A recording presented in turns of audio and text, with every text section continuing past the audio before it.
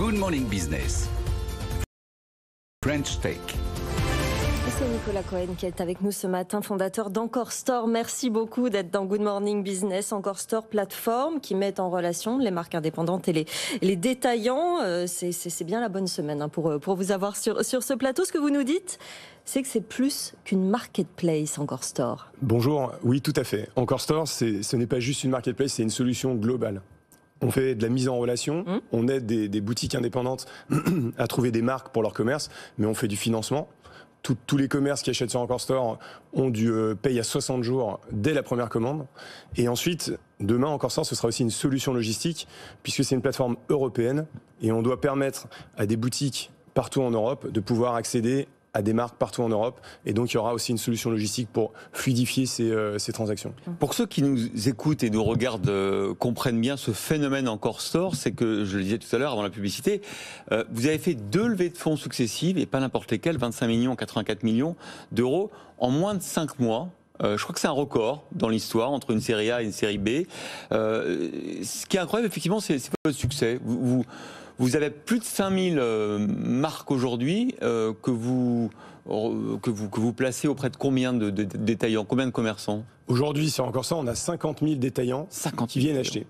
Mais c'est loin d'être la taille totale du marché. Si on raisonne au niveau européen, il y a plus de 800 000 détaillants en Europe. Mais il n'y avait pas déjà des marketplaces plus, puisque vous allez nous expliquer que vous ne faisiez pas que ça, qui étaient sur le marché. On a l'impression que c'était un manque et que tout le monde se rue pour être sur votre solution. Ben non, justement, il n'y avait pas de solution. Ce qu'on appelle le wholesale, l'industrie du wholesale, donc c'est le commerce de gros, c'est une industrie qui est archaïque, qui est sous-outillée. Il n'y a rien. C'est-à-dire que aujourd'hui, un indépendant, quand il veut trouver des marques pour son commerce, il n'a pas beaucoup de solutions. Soit il fait des salons professionnels 2 fois par an, et ils sont fermés depuis quasiment 2 ans maintenant.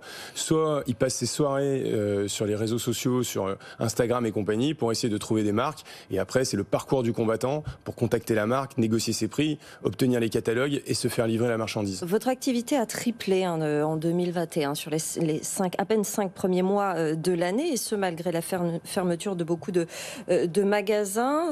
Qui veut dire probablement que c'est non seulement la numérisation, l'appel que les détaillants font à ce genre de plateforme qui a explosé, mais aussi la transformation des différents marchés que vous représentez. Parce que vous ne faites pas, par exemple, que de la mode, vous faites des cosmétiques, vous faites de la déco.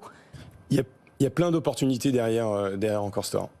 Premièrement, la crise a poussé les boutiques à se digitaliser. Oui. Aujourd'hui, on a 60% de nos boutiques qui ont une présence e-commerce. Donc déjà, ça a accéléré la transformation du secteur.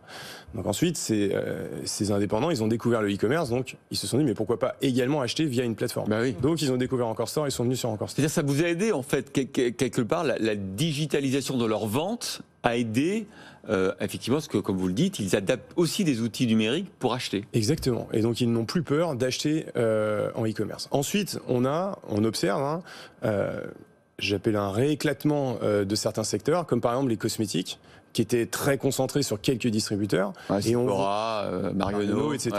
Et on voit émerger des concept stores dédiés aux cosmétiques. Et de l'autre côté, on a énormément de marques de cosmétiques, souvent qui démarrent sur un seul produit, etc., qui se sont développés ces 10 dernières années et qui ont besoin de trouver des débouchés.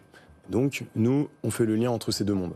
Et alors, donc, dans les fondateurs, c'est pas votre première aventure entrepreneuriale. Comment vous avez fait? Parce que là, pour réunir, quand même, vous êtes vous êtes dans le French Tech 120. Enfin, vous rassemblez là presque 130 millions d'euros en 4-5 mois. Comment vous avez convaincu les investisseurs? Qui sont vos investisseurs? Alors déjà, au tout début, il y a l'équipe. On est 4 cofondateurs, donc on est 2 entrepreneur, c'est notre deuxième entreprise. Donc Nicolas de Diffray et moi-même, c'est notre deuxième entreprise. Ensuite, Little Market. Little Market, exactement. Pierre-Louis Lacoste, lui, il a fait 10 ans de retail avant de se lancer sur Encore Store. Et Mathieu Alengrin, il était Head of Engineering de Vestiaire Collective, donc qui était une marketplace. Donc déjà, il y a une équipe expérimentée qui connaît les marketplaces et qui connaît bien cet univers de marque. Ensuite, il y a le projet. C'est un projet européen. Notre 3e employé chez Encore Store, c'était le développeur du marché allemand. Le 3e, c'était celui qui allait développer le marché espagnol. Donc, on n'est plus sur un projet, je dirais, classique français, où on essaie d'abord d'être leader en France, puis on essaye d'aller conquérir l'Europe. Depuis le début, c'est un projet européen. Donc, le marché, il est immense. Vous l'avez vu, on règle des problèmes qui sont énormes sur un marché qui est énorme. Donc le projet est très ambitieux. Et à partir de là, l'expérience de l'équipe rassure les investisseurs. Il y aura un gagnant en Europe. Ils ont misé sur nous. Donc maintenant, à nous de leur prouver qu'ils ont eu raison. Et donc les investisseurs qu'on a fait rentrer, au tout début, on était sur des investisseurs connus en France, Aglaé, GFC, Alven. Ouais. Ensuite, on a fait rentrer Index, qui est le plus grand fonds en Europe. Et donc Index nous a suivis sur la série A. Et là, les deux fonds qui rentrent, donc GFC et Bain Capital, c'est des énormes fonds américains qui pèsent des dizaines de milliards. Ouais. Et eux, ils sont là pour nous emmener jusqu'au bout. Je ne sais pas où on ira. Alors, il y a l'extension géographique, on en a parlé, mais il y a aussi ce que vous faites pour les entreprises, le financement, la logistique. J'imagine que vous allez continuer à développer ce genre de services. Exactement, énormément. Et c'est pour ça qu'il faut beaucoup de capitaux. Moi, je dis toujours, mais demain, EncoreStore pourrait devenir une banque qui finance les retailers, les indépendants.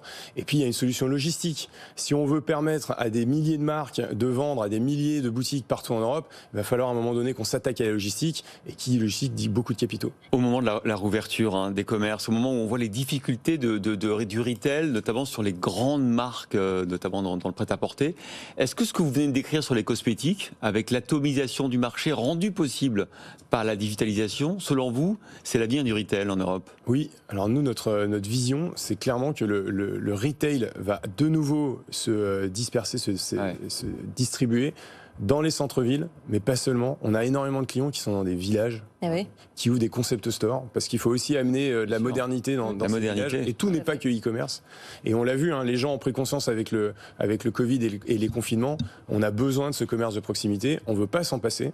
Moi, je fais le pari qu'il va y avoir un retour de flamme et que tout le monde va se précipiter dans les commerces à nouveau pour faire les achats, parce qu'on a pris conscience que ce lien social était important pour nous. Avec de la relocalisation aussi dans les fournisseurs, dans les produits. Ah oui, alors nous, toutes nos marques sont européennes. Donc et puis c'est des marques qui ont des valeurs. Donc c'est de l'éco-responsabilité, c'est du produire local.